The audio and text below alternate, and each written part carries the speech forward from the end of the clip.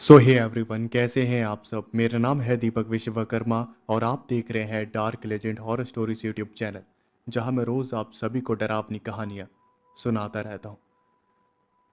और आज मैंने कुछ डरावनी कहानियां लिखी हैं, तो मैं उम्मीद करता हूं कहानियां और आवाज़ आपको पसंद आएगी। तो अगर आपको कहानी और आवाज़ पसंद आए तो वीडियो को लाइक कर दे और चैनल को सब्सक्राइब ज़रूर से कर दे। आधे से ज़्यादा लोगों ने चैनल को सब्सक्राइब नहीं किया है, तो प्लीज़ मेक श्योर करें कि आपने चैनल को सब्सक्राइब कर रखा हो।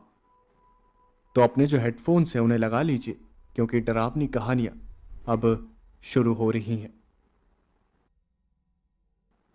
ये कहानी है अमन नाम के एक लड़के की, जो कि एक रिपोर्टर था। उसे एक प्रोजेक्ट मिला था और उस प्रोजेक्ट में उसे जंगलों में जाकर ऋषि मुनियों के साथ रहकर उनके बारे में एक रिपोर्ट तैयार करनी थी, जिस रिपोर्ट में उसे जानकारी देनी थी कि आखिर ऋषि मुनि कैसे रहते हैं, उनकी दिनचर्या कैसी होती है और वो कैसे अपना जीवन व्यतीत करते हैं।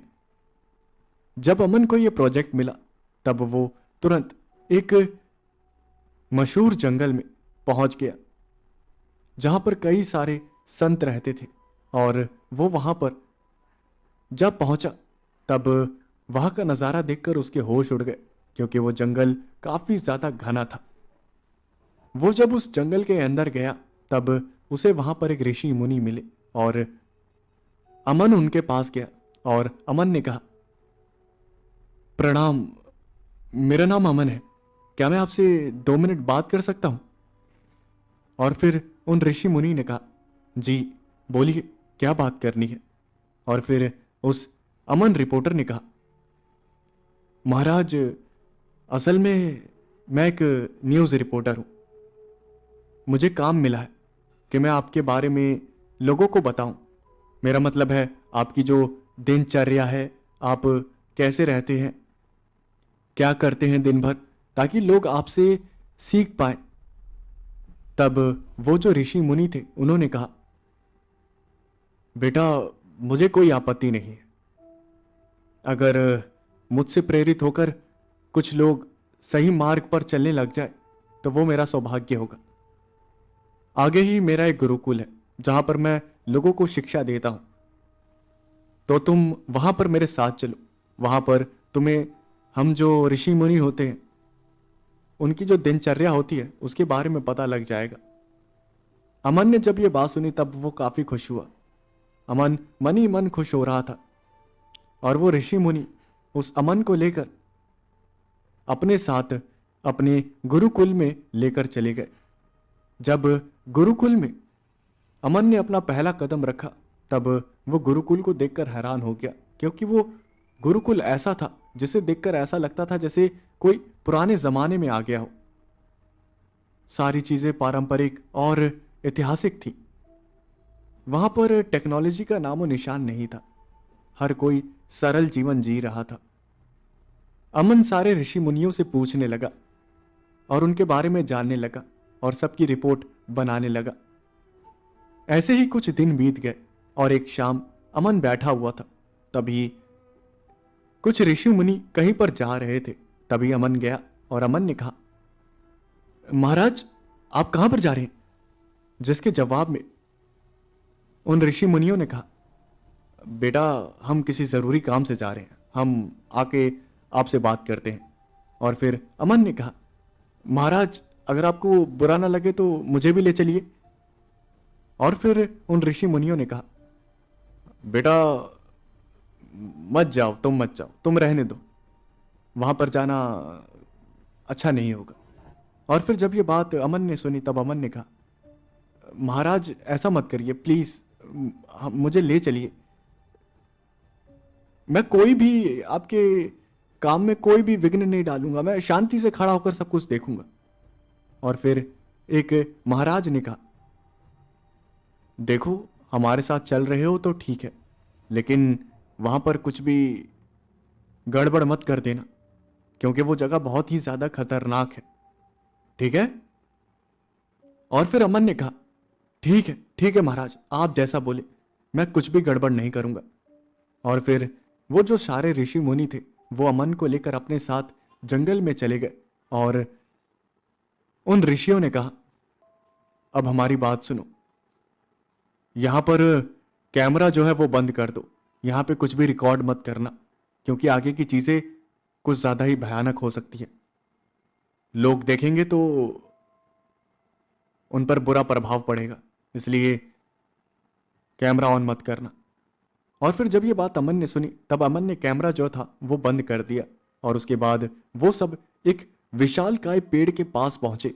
और उस विशालकाय पेड़ को देखकर अमन के होश उड़ गए। अमन ने उस पेड़ को देखा तो वो काफी ज्यादा ऊंचा था और काफी ज्यादा डरावना भी था। वो जो सारे ऋषि मुनि थे वो सब उस पेड़ के नीचे जाकर कुछ मंत्रों का जाप करने लगे। और ये सब देखकर अमन के मन में सवाल उठ रहे थे कि आखिर ये सब कर क्या रहे हैं। तभी अमन ने वहीं पर खड़े एक ऋषि मुनि से पूछा, महाराज, मुझे काफी जानने की इच्छा हो रही है कि ये पेड़ के नीचे कर क्या रहे हैं। और फिर उन्होंने कहा, अभी चुप रहो, तुम्हारे सवालों का जवाब देने का भी कोई वक्त नहीं है ये। अमन चुप हो गया। और जब वो सारा काम पूरा हो गया तब सारे ऋषि मुनि वहां से लौट कर जाने लगे और अमन भी उनके पीछे पीछे जाने लगा। और उसके बाद अमन ने उन ऋषि मुनियों से पूछा, महाराज, अब तो बता दीजिए कि आखिर क्या था वो सब, आप वो सब क्या कर रहे थे। और फिर वो सारे ऋषि मुनि एक दूसरे की शक्ल देखने लगे और एक ऋषि मुनि ने कहा, बता दो, अगर इतना इच्छुक है तो देखना इसकी शक्ल क्या हो जाएगा इसको। और फिर उनमें से एक ऋषि मुनि ने बताया, वो जो पेड़ देख रहे थे उसके ऊपर पिशाच रहता है, पिशाच समझते हो। और फिर अमन ने कहा, पिशाच? हाँ हाँ, भूत प्रेत पिशाच बोलते हैं ऐसा, हाँ। और फिर उन ऋषि मुनियों ने बताया, हाँ, तो वो पेड़ पर एक पिशाच रहता है जो कि काफी ज्यादा ताकतवर और भयानक है। उसे शांत करने के लिए, उसे बांधने के लिए हम रात के वक्त वहां पर मंत्रों का जाप करते हैं ताकि वो आजाद ना हो पाए, क्योंकि अगर वो आजाद हो गया तो वो काफी नुकसान पहुंचाएगा आम लोगों को, इसलिए हम उसे पेड़ पर ही बांध कर रखते हैं। जब ये बात अमन ने सुनी तब उसे यकीन नहीं हुआ, उसे ये सब अंधविश्वास लग रहा था और वो वापस से गुरुकुल आ गया। पूरी रात वो उसी पेड़ के बारे में सोचता रहा और जब उसकी रिपोर्ट जो थी वो तैयार हो गई तब वो वहां से जाने लगा। सारे ऋषि मुनियों ने उसे अलविदा कहा और अमन जा रहा था अपनी रिपोर्ट तैयार करके, लेकिन उसके दिमाग में एक चीज आई। उसे लगा कि अगर वो उस पेड़ के बारे में कोई रिपोर्ट तैयार करके पेश करेगा तो हो सकता है उसे प्रमोशन मिल जाए, क्योंकि भूत प्रेत के बारे में जानने की इच्छा सबको होती है। और वो पेड़ इतना ज्यादा डरावना और भयानक भी है जिसे देखकर कोई भी यकीन कर ले कि उस पेड़ पर भूत प्रेत रहते हैं। इसलिए अमन ने सोचा, क्यों ना रात के वक्त उस पेड़ पर जाया जाए और वहां की जो रिपोर्टिंग है वो की जाए। वो जंगल से निकलकर एक होटल में कमरा लेकर रहने लगा और जैसे ही रात हुई वो अपना कैमरा लेकर फिर से उस डरावने से पेड़ के पास जाने लगा। जब वो उस पेड़ के पास पहुंचा तो उस पेड़ को देखकर ही उसकी जो रूह थी वो कांप गई, क्योंकि वो पेड़ काफी ज्यादा भयानक और डरावना था। जब ऋषि मुनि उसके साथ थे तब तक वो पेड़ इतना डरावना नहीं लग रहा था, लेकिन जब वो अकेला था तब वो पेड़ ऐसा लग रहा था जैसे अभी जिंदा होकर अमन को खा जाएगा। अमन को अब समझ नहीं आ रहा था कि आखिर अब आगे बढ़ा जाए या फिर ना बढ़ा जाए, लेकिन उसने हिम्मत करके रिपोर्टिंग करने का फैसला किया। उसने कैमरा खोला और रिपोर्टिंग करने लगा। वो बार बार अटक रहा था, डर से उसकी जबान जो थी वो लड़खड़ा रही थी, लेकिन उसने काफी मुश्किल से रिपोर्टिंग करी।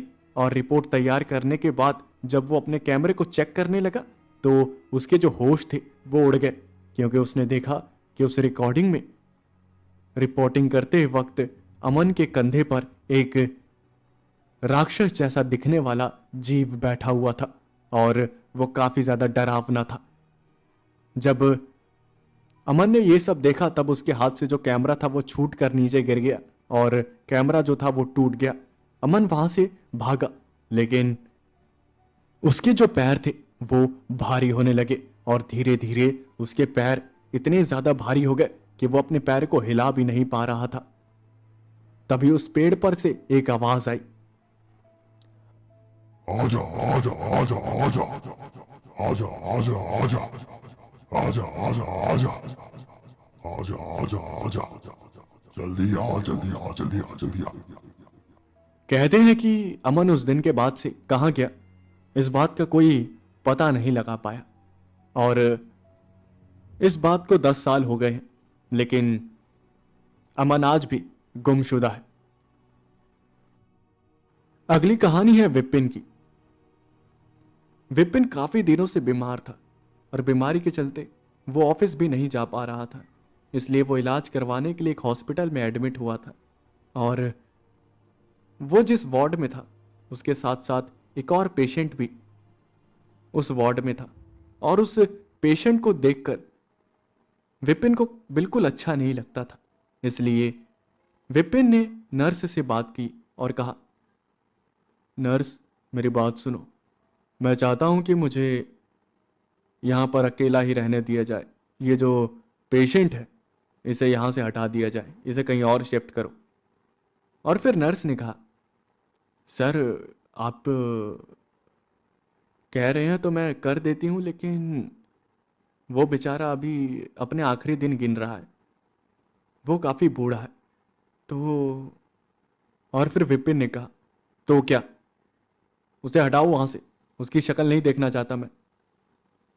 और फिर नर्स ने कहा, ठीक है सर, मैं उसे कहीं और शिफ्ट करवा देती हूँ। थोड़ी ही देर बाद उस आदमी को, जो कि काफ़ी ज़्यादा बूढ़ा था और अपनी आखिरी सांसें गिन रहा था, उसे कहीं और पे शिफ्ट करवा दिया गया। और फिर तब जाकर विपिन को चैन पड़ा। विपिन चैन से रात के वक्त सो रहा था। तभी अचानक से उसकी नींद खुल गई और उसने कुछ अजीब सी चीज सुनी।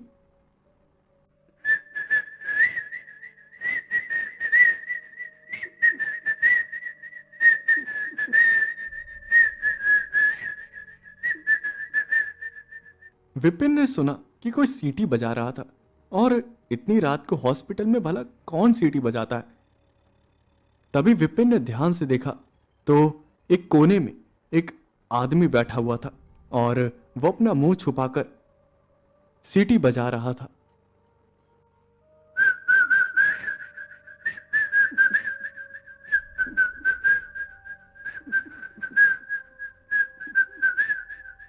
और फिर विपिन ने चिल्लाया, अबे ओए, कौन है, कौन है यहां पे इतनी रात को सीटी बजा रहा है, पागल है क्या? Nurse, nurse. नर्स तभी वहां पर आई और फिर नर्स ने कहा, क्या हुआ सर, सब कुछ ठीक तो है? और फिर विपिन ने कहा, क्या खाक ठीक है? ये कैसा मैनेजमेंट है तुम्हारा? वो कौन है पागल, कोने में बैठकर सीटी बजा रहा है? और फिर नर्स ने लाइट्स वगैरह जलाई और उसने कोने में देखा तो वहां पर कोई भी नहीं था। और ये देखकर नर्स ने कहा, क्या हुआ सर, वहां तो कोई भी नहीं है। विपिन ने जब ये देखा तो वो काफी ज्यादा डर गया और हैरान भी हो गया कि आखिर ऐसा कैसे हो सकता है, क्योंकि थोड़ी देर पहले ही उसने कोने में एक आदमी को बैठे हुए देखा था और अचानक से वो गायब कैसे हो सकता है। विपिन को कुछ भी समझ नहीं आ रहा था। फिर उसने सोचा कि चलो वहम हुआ होगा, इसलिए उसने बात को नजरअंदाज कर दिया और उसने नर्स से कहा, सॉरी, मुझे लगता है कि मुझे कोई वहम हो गया। और फिर नर्स ने कहा, कोई बात नहीं सर, आप सो जाइए। नर्स ने लाइट्स वगैरह सब बंद कर दी और उसके बाद वो वहां से चली गई। जब नर्स चली गई तब विपिन भी सोने लगा, लेकिन जैसे ही उसने सोने के लिए आंखें बंद करी वैसे ही उसके कानों में आवाज आई।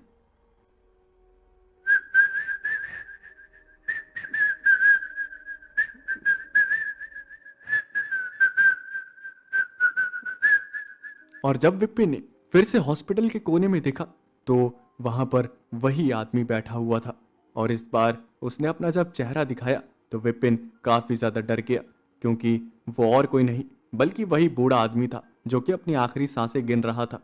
और विपिन ने वहां से उसे कहीं और शिफ्ट करवा दिया था। वो बूढ़ा आदमी विपिन को देखकर मुस्कुराया और वहां से विपिन के सामने ही गायब हो गया। जब विपिन ने ये सब देखा तो वो काफी ज्यादा डर गया और घबरा गया। उसका जो गला था वो सूख गया। उसने नर्स को बुलाया और नर्स जब आई तब उसने नर्स से कहा, नर्स मुझे पानी दो। नर्स ने तुरंत विपिन को पानी दिया और जब विपिन ने पानी पिया तब जाकर उसे सांस में सांस आई। वो काफी ज्यादा डरा हुआ था और उसके माथे से पसीना भी बह रहा था। नर्स ने पूछा, क्या हो गया सर, सब कुछ ठीक तो है ना? और जब विपिन ने यह बात सुनी तब उसे समझ नहीं आ रहा था कि आखिर वो किस मुंह से बताए कि उसके साथ क्या हो रहा है। लेकिन उसने सोचा कि चलो ठीक है, वहम हो जाते हैं बार बार। वो सो गया। सुबह हुई। सुबह जैसी ही हुई, सुबह जब हुई तब नॉर्मल दिन की तरह पूरा दिन आराम करते हुए बीता। लेकिन जब रात हुई तब डर का माहौल विपिन के दिल में फिर से बनने लगा और वो काफी ज्यादा डरने लगा। विपिन ने कहा, नर्स मेरी जगह चेंज कर दो, मैं यहाँ पर नहीं एडमिट रहूँगा, मुझे किसी और रूम वगैरह में कर दो। और फिर नर्स ने कहा, ठीक है सर, एक्चुअली अभी एक कमरा खाली हुआ है, वो पूरा प्राइवेट ही है, वहाँ आपको कोई परेशान नहीं करेगा। और फिर विपिन को वहाँ पे शिफ्ट कर दिया गया। खाना खाने के बाद विपिन सो रहा था, तभी उसे दरवाज़ा खुलने की आवाज़ आई। तब उसने देखा कि नर्स वहाँ पर आई हुई थी और फिर विपिन ने पूछा, क्या हो गया नर्स? और फिर नर्स ने कहा, कुछ नहीं सर, वो बस मैं देख रही थी, आपको कोई प्रॉब्लम तो नहीं हो रही ना? और फिर विपिन ने कहा, नहीं मुझे कोई प्रॉब्लम नहीं हो रही। और फिर वो नर्स वहाँ से जा ही रही थी, तभी अचानक से उस नर्स के जो कदम थे वो रुक गए और उसके बाद उस नर्स ने एक अजीब सी आवाज में कहा, जितना जितना मजे करने हैं कर ले, क्योंकि जल्दी ही तू मरने वाला है। और जब ये बात विपिन ने सुनी तब विपिन काफी ज्यादा डर गया। और उसके बाद विपिन ने कहा, क्या हुआ नर्स, तुमने कुछ कहा क्या? और फिर विपिन ने वहां पर देखा तो वहां कोई नर्स थी ही नहीं। विपिन को कुछ भी समझ नहीं आ रहा था कि आखिर उसके साथ हो क्या रहा था। बार बार वहम हो रहे थे, लेकिन वहम बार बार तो नहीं होता। एक बार हो जाता है, 2 बार हो जाता है, ज्यादा से ज्यादा 3 बार हो जाता है, लेकिन इतनी बार विपिन को अब डर लगने लगा था। रात के वक्त उसे नींद नहीं आ रही थी, वो जाग रहा था और घड़ी देख रहा था बार बार। उसकी हॉस्पिटल में आखिरी रात थी और सुबह वो डिस्चार्ज होने वाला था, इसलिए वो बार बार प्रार्थना कर रहा था कि जैसे तैसे ये रात गुजर जाए, उसके बाद तो यहां से निकल ही जाना है। रात के 2 बजे तभी अचानक से वहां का दरवाजा खुला और जैसे ही दरवाजा खुला तब विपिन ने वहां देखा तो वो काफी ज्यादा डर गया और घबरा गया, क्योंकि दरवाजे से वही बूढ़ा आदमी चलता हुआ आ रहा था और उसके चेहरे पर एक अजीब सी मुस्कुराहट थी। विपिन इतना ज्यादा घबरा गया कि वो चीखने चिल्लाने लगा, लेकिन उसके चीखने चिल्लाने की आवाज जैसे कोई सुन ही ना रहा हो। उसके चीखने चिल्लाने का कोई भी फर्क नहीं पड़ रहा था। वो बूढ़ा आदमी एक अजीब सी मुस्कुराहट के साथ आया और विपिन की छाती पर चढ़ गया।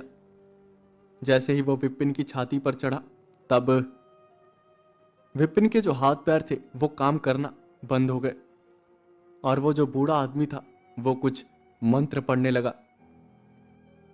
शेर की तरह वज्र तेरा, शेर का तरह तेरा जीरो शेर, शेर का तरह तेरा, शेर का तरह तेरा शिवता, शेर शेर तेरा तेरा शिवता, तेरा शिव से चला तेरा तेरा चला, तेरा शिव से तेरा तेरा तेरा शिवता तेरा तेरा तेरा। विपिन चीख रहा था, चिल्ला रहा था, लेकिन उसके चीखने चिल्लाने का कोई फायदा नहीं हो रहा था। तभी मंत्र पढ़ते पढ़ते अचानक से उस बूढ़े आदमी ने विपिन के ऊपर उल्टी कर दी और जैसे ही उसने उल्टी करी तब विपिन बेहोश हो गया। सुबह विपिन की आंखें खुली तो उसने अपने आसपास देखा, तब जाकर उसने चैन की सांस ली। उसे लगा कि यह सब एक डरावना सपना था और उसने चैन की सांस ली, लेकिन उसकी सांसें तो तब अटक गई जब उसने खुद को शीशे में देखा। उसने देखा कि वो अपनी बॉडी में है ही नहीं, बल्कि वो उस बूढ़े आदमी की बॉडी में है। और ये देखकर विपिन चीख पड़ा। उसे कुछ समझ ही नहीं आ रहा था कि आखिर उसके साथ हुआ क्या है। आखिर वो उस बूढ़े आदमी की बॉडी में कैसे आ गया। और चीखने चिल्लाने की वजह से सारे जो स्टाफ के लोग थे वो सब विपिन को पकड़ने लगे, जो कि उस बूढ़े आदमी के शरीर में था। और विपिन ने देखा कि उसके शरीर में वो बूढ़ा आदमी घुस चुका था और अजीब सी मुस्कुराहट के साथ वहां से वो डिस्चार्ज हो रहा था। और डिस्चार्ज होने के बाद उसने विपिन को देखकर एक स्माइल करी और वहां से चला गया। और विपिन चीखता चिल्लाता रह गया। कहते हैं कि ये जो हुआ विपिन के साथ, विपिन सह नहीं पाया और उसने रात को फांसी लगाकर अपनी जान दे दी। और उसकी आत्मा आज भी उस हॉस्पिटल में भटकती है। अगली कहानी है दो दोस्तों की, शांतनु और सुधांशु की, जो कि एक बाइक पर कहीं जा रहे थे। रात का वक्त था और वो अपने घर लौट रहे थे। सुधांशु बाइक चला रहा था और शांतनु पीछे बैठा हुआ था। वो दोनों आपस में बात कर ही रहे थे। तभी एक सुनसान सड़क पर उन्हें एक ट्रक नजर आया और वो ट्रक काफी तेजी से जा रहा था। शांतनु ने कहा, चला भाई इसको ओवरटेक कर, यहां पर टाइम बर्बाद मत कर, स्पीड बढ़ा। सुधांशु ओवरटेक करने के लिए स्पीड बढ़ाने लगा, लेकिन जब वो उस ट्रक को ओवरटेक कर रहे थे तभी अचानक से उन दोनों की नजर ट्रक में रखे हुए सामान पर गई। और जब उन्होंने ट्रक के अंदर रखा हुआ सामान देखा तो उनकी जो हालत थी वो खराब हो गई, क्योंकि उस ट्रक के अंदर कुछ बोरियां थी और उन बोरों में लाशों के टुकड़े थे। और ये देखकर उनकी जो रूह थी वो कांप गई। उन्होंने उस ट्रक ड्राइवर की शक्ल देखी तो उस ट्रक ड्राइवर ने मुस्कुराते हुए उन दोनों को देखा और उसके मुस्कुराने भर से ही शांतनु और सुधांशु दोनों काफी ज्यादा डर गए। शांतनु ने कहा, अरे भाई वो ये है कौन? मुझे कोई सीरियल किलर लग रहा है। देखा नहीं बोरों में लाशों के टुकड़े हैं भाई। हाँ मैंने भी देखा। क्या क्या क्या करे, इसके ट्रक को ओवरटेक करें? मुझे तो लगता कहीं हमें भी टक्कर मार के कहीं हमारे टुकड़े करके कहीं बोरे में ना डाल दे। वो दोनों काफी ज्यादा डर गए और उन्होंने अपनी जो बाइक की स्पीड थी उसे कम कर दिया और उस ट्रक को आगे जाने दिया। और तभी शांतनु ने कहा, भाई हमें पुलिस को बताना चाहिए, न जाने कितने लोगों को इसने ऊपर पहुंचा दिया होगा, वरना अगर हम नहीं बताएंगे तो पता नहीं और कितनों को मारेगा। और फिर सुधांशु ने कहा, हाँ तू सही कह रहा है, रुक जा मैं पुलिस को कॉल करता हूँ। उसने फ़ोन मिलाया और फ़ोन मिलाने के बाद जैसे ही पुलिस स्टेशन में उठाया तब उसने कहा, हेलो पुलिस स्टेशन, यहाँ एक ट्रक वाला है और हमने उसकी ट्रक में लाशों के टुकड़े देखे हैं और वो भी बोरे में भरे हुए। और फिर पुलिस वाले ने कहा, क्या, कहाँ पर हो तुम? और फिर सुधांशु ने कहा, जंगल के पास वाले सुनसान रोड पर। और फिर उस पुलिस वाले ने कहा, तुम संभल कर रहना, हम वहां पर आ रहे हैं। सुधांशु ने फोन रखा ही था तब शांतनु ने कहा, चल चल फटाफट बाइक स्टार्ट कर, चलते हैं यहां से, मुझे बहुत डर लग रहा है, उस ट्रक ड्राइवर की शक्ल देखकर ही डर लग रहा है भाई।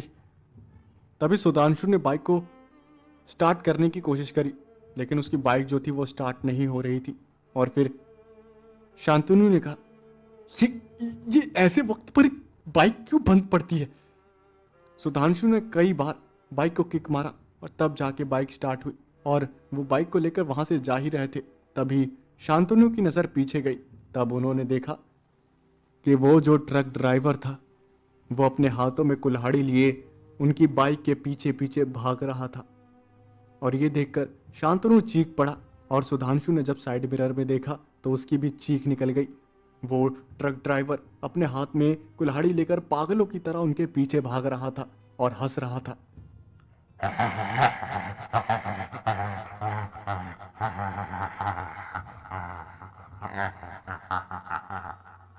सुधांशु ने बाइक को 100 के पार पहुंचा दिया और वो जैसे तैसे करके बस वहां से निकलना चाहता था।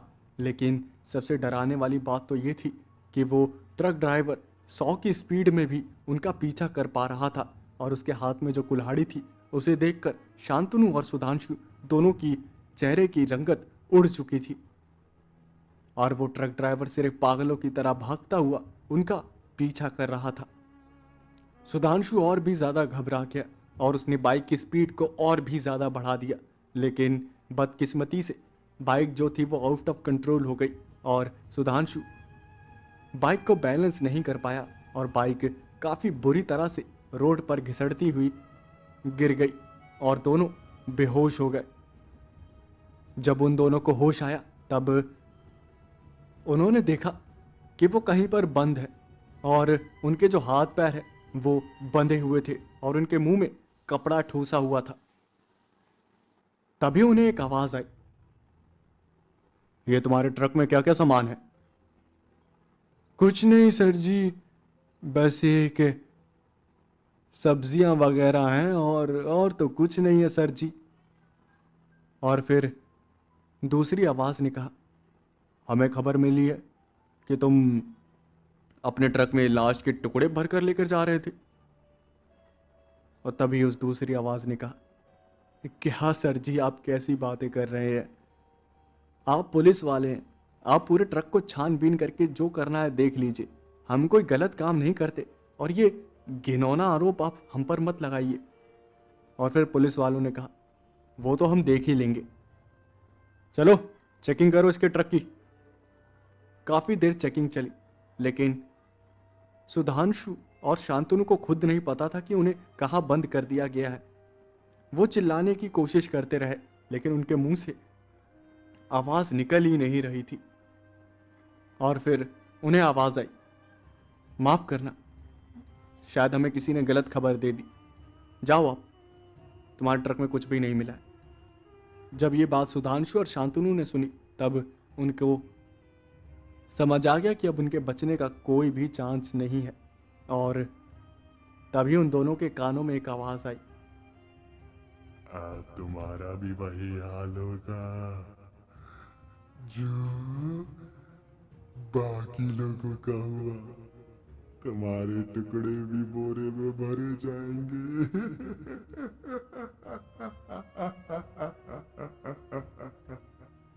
कहते हैं कि सुधांशु और शांतनु का उस दिन के बाद से कोई पता नहीं लग पाया कि आखिर वो कहाँ गए।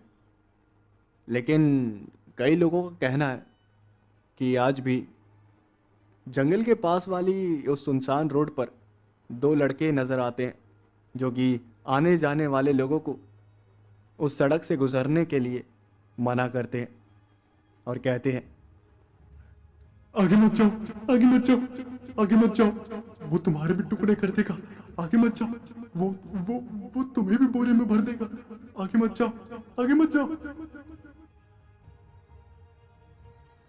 अगली कहानी है रवि की। रवि एक 22 साल का लड़का था जो कि एक ऑफिस में जॉब किया करता था। एक शाम वो बैठा हुआ था, तभी अचानक से उसे एक मैसेज आया और जब उसने अपना फ़ोन खोलकर देखा तब वो मैसेज जो था वो एक लड़की का था और उस लड़की ने रवि को हाय भेजा था। रवि ने भी तुरंत रिप्लाई किया और थोड़ी ही देर बाद रवि का जो मैसेज था वो सीन हो गया और उस लड़की ने बातचीत करना शुरू कर दिया। उस लड़की ने पूछा कि आप कहाँ से हो और फिर रवि ने जवाब दिया कि मैं मुंबई से हूँ, आप बताओ। उस लड़की ने कहा कि मैं भी मुंबई से हूँ। वो दोनों आपस में बातें करने लगे और थोड़ी ही देर बाद उन दोनों ने अपनी अपनी फ़ोटोज़ जो थी वो शेयर की। जब रवि ने उस लड़की की फ़ोटो देखी तब वो लड़की रवि को काफ़ी अच्छी लगी, क्योंकि वो लड़की काफ़ी ज़्यादा खूबसूरत थी। और वो जो लड़की थी वो भी रवि की काफ़ी तारीफ कर रही थी। और रवि को पता चल गया कि रवि उसे पसंद आ गया है। वो दोनों आपस में बातें करते रहे और कुछ ही दिनों बाद उन दोनों ने अपना जो नंबर था वो शेयर किया और उसके बाद वो दोनों कॉलिंग पे बात करने लगे। ऐसे ही कई दिन बीते। वो रोज़ रात को बातें करते और कई घंटे बातें करते बिताते थे। इधर उधर की बातें वो करते रहते और उन्हें काफ़ी अच्छा लगता। ऐसे ही थोड़ा टाइम और बीता और तकरीबन 1 महीना बीत गया। तभी रवि ने उस लड़की से कहा कि वो उससे प्यार करता है। और जब ये बात उस लड़की ने सुनी तब उस लड़की ने कहा कि वो भी उससे प्यार करती है और उससे मिलना चाहती है। जब ये बात रवि ने सुनी तो वो काफ़ी ज़्यादा खुश हुआ और उसने कहा, तो बताओ कहाँ पर मिलना है। जिसके जवाब में उस लड़की ने कहा, तुम मेरे घर पे आ जाओ। मेरे घर पर अभी कोई भी नहीं है, मेरे पेरेंट्स बाहर गए हुए हैं, तो मैं घर पर अकेली हूँ। जब ये बात रवि ने सुनी तब वो काफ़ी ज़्यादा खुश हो गया और उसने कहा, आज तो नंबर लग गया, आज तो नंबर लग गया। और फिर उस लड़की ने अपना एड्रेस दिया और उस एड्रेस को देखकर रवि काफ़ी ज़्यादा खुश हुआ और उसने कहा, तो बताओ कब आऊँ। जिसके जवाब में उस लड़की ने कहा, कल रात को आ जाना 10 बजे। और जब ये बात रवि ने सुनी तब रवि ने कहा, क्यों, इतनी रात को क्यों। और फिर उस लड़की ने कहा, मिलने का असली मज़ा तो रात में ही आता है ना। और जब ये बात रवि ने सुनी तब वो समझ गया कि वो जिस पल का बेसब्री से इंतज़ार कर रहा था वो उसे मिलने ही वाला था।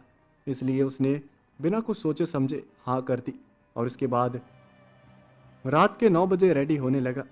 उसने काफ़ी महंगे कपड़े पहने और परफ्यूम वगैरह लगाकर वो उस लड़की के घर की तरफ निकल पड़ा। उसने उस एड्रेस के बारे में पहले कभी नहीं सुना था, इसलिए वो उस एड्रेस को पूछता हुआ आगे बढ़ता रहा। काफ़ी पूछताछ करने के बाद वो जब घर पर पहुंचा तो उसने देखा कि वो घर एक सुनसान वीरान इलाके में था और वो घर एक खंडहर जैसा था। और फिर उसने उस लड़की को कॉल मिलाया और कहा, मैं तुम्हारे घर पर आ गया हूँ, लेकिन तुम्हारा घर तो खंडहर जैसा है। जिसके जवाब में उस लड़की ने कहा, हाँ वो थोड़ा बनवाना रह गया है, तुम 3rd फ्लोर पर आ जाओ, 3rd फ्लोर पर सब कुछ अच्छे से बना हुआ है। और फिर उस लड़के ने कहा, ठीक है मैं आता हूँ। वो लड़का रवि सीढ़ियों के जरिए जाने लगा, लेकिन उसने देखा कि बिल्डिंग में बहुत ही ज़्यादा अंधेरा था, इतना ज़्यादा कि कुछ दिख भी नहीं रहा था। फ़ोन की फ्लैश लाइट जलाकर वो जैसे तैसे पहली मंजिल पर चढ़ा ही था, लेकिन उसके बाद और भी ज़्यादा अंधेरा हो गया और रवि को लगा कि और ऊपर नहीं जाना चाहिए, इसलिए उसने वहाँ से जाने का फैसला किया। रवि वहाँ से निकल गया और अपने घर जाने लगा। तभी उसका जो फ़ोन था वो बजा। उसने देखा कि फ़ोन और किसी का नहीं बल्कि उसी लड़की का था। और फिर उस लड़की ने कहा, जान कब तक आओगे, यहाँ पर मैं तुम्हारा इंतज़ार कर रही हूँ, मुझसे अब सब्र नहीं हो रहा, जल्दी आओ। और जब ये बात रवि ने सुनी तब रवि ने सोचा कि एक ये मौका तो आया है, अगर ये भी हाथ से निकल गया तो पता नहीं क्या होगा। इसलिए उसने हिम्मत करके फिर से सीढ़ियों पर चढ़ना शुरू किया और जैसे ही वो दूसरी सीढ़ी पर चढ़ा तो उसे उस बिल्डिंग में से कुछ आवाज़ें आने लगी।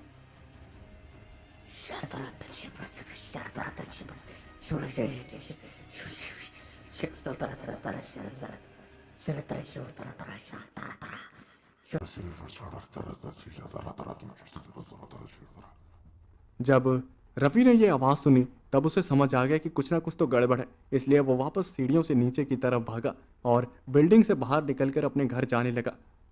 तभी उसका फ़ोन फिर से बजा और उसने जैसे ही फ़ोन उठाया तब उस लड़की ने कहा, आओ ना, मैं तुम्हारा कब से इंतजार कर रही हूँ। आओ ना, मुझसे सब्र नहीं हो रहा।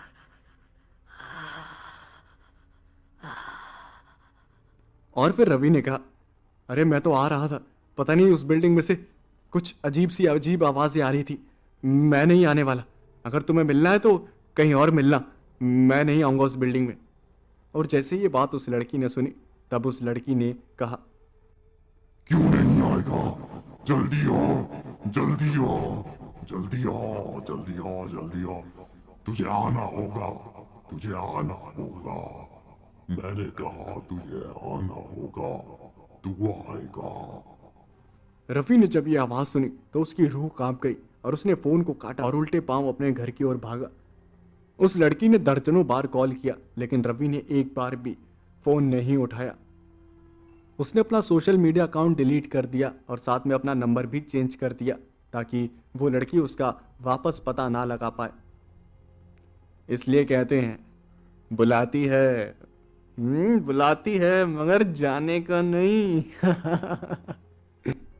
लेकिन क्या करें, तड़प ही ऐसी है, सब्र नहीं होता। भाई हम जैसे सिंगल लौंडे ही समझेंगे इस कहानी को। खैर, अगली कहानी की तरफ बढ़ते हैं। सुरेश, वो हमेशा लोकल ट्रेन से सफर किया करता था, लेकिन उस दिन पूरा रेलवे स्टेशन खाली था। गिनती के ही लोग थे और थोड़ी ही देर बाद जब लोकल ट्रेन आई, तब सुरेश उस ट्रेन में चढ़ गया। और जैसे ही वो ट्रेन में चढ़ा, तब उसने जो देखा उसे अपनी आंखों पर यकीन नहीं हुआ। उसने देखा कि जो बोगी थी वो पूरी तरह से खाली पड़ी हुई थी, और ऐसा पहली बार हुआ था जब पूरी बोगी खाली थी। और फिर सुरेश ने सोचा कि चलो अपने को क्या ही करना है, इसलिए वो सीट पर जाकर एक बैठ गया। लेकिन तभी उसने देखा कि ट्रेन के बाहर एक खिड़की पर एक लड़की पागलों की तरह हरकत कर रही थी, और वो काफ़ी ज़्यादा डरावनी थी। वो लड़की भी ट्रेन में चढ़ गई और वो सुरेश को घूर रही थी। सुरेश को लगा कि शायद वो लड़की पागल है, इसलिए उसने नज़रअंदाज करना ठीक समझा। धीरे धीरे वो जो ट्रेन थी वो चलनी शुरू हो गई और उसने रफ्तार पकड़ ली। लेकिन वो जो लड़की की हरकतें थी वो डरावनी होने लगी। वो अपने शरीर को अजीबोगरीब तरीके से मोड़ने लगी, और ये सब देखकर सुरेश इतना ज़्यादा डर गया कि वो चीखने लगा और उसने कहा, ए पागल है क्या, एक सब क्या हरकतें कर रही है। वो लड़की अपने शरीर को तोड़ती मरोड़ती रही, और ये सब देखकर सुरेश की जो रूह थी वो कांपती रही। उसे कुछ समझ नहीं आ रहा था कि अगर वो करे तो क्या करे। तभी वो लड़की हंसते हुए उस ट्रेन से बाहर कूद गई, और ये देखकर सुरेश की जो हालत थी वो और भी ज़्यादा खराब हो गई। लेकिन वो जो लड़की थी वो ज़मीन पर नहीं गिरी थी, बल्कि हवा में ही गायब हो गई थी। ये देखने के बाद सुरेश को पक्का यकीन हो गया कि वो लड़की एक आत्मा थी। उस दिन के बाद से सुरेश को कई दिनों तक बुखार चढ़ा रहा, और आज भी वो उस रात के बारे में सोचता है और उस लड़की के बारे में सोचता है तो उसकी जो रूह है वो कांप जाती है, और वो दुआ करता है कि उसकी ज़िंदगी में वैसी डरावनी रात फिर कभी ना आए। तो ये थी कुछ डरावनी कहानियाँ। तो मैं उम्मीद करता हूँ आपको कहानी और आवाज़ पसंद आई होगी। तो अगर आपको कहानी और आवाज़ पसंद आई तो वीडियो को लाइक करना और चैनल को सब्सक्राइब करना ना भूलें, और साथ ही साथ कमेंट करके ज़रूर बताएं कि आपको कहानी और आवाज़ कैसी लगी। मैं मिलता हूँ आपसे नेक्स्ट वीडियो में। Thanks for watching. अगर आपने खाना नहीं खाया तो खाना खा लेना, रात काफ़ी ज़्यादा हो गई है। तब तक मैं आपके लिए कुछ और नई डरावनी कहानियाँ लेकर आता हूँ।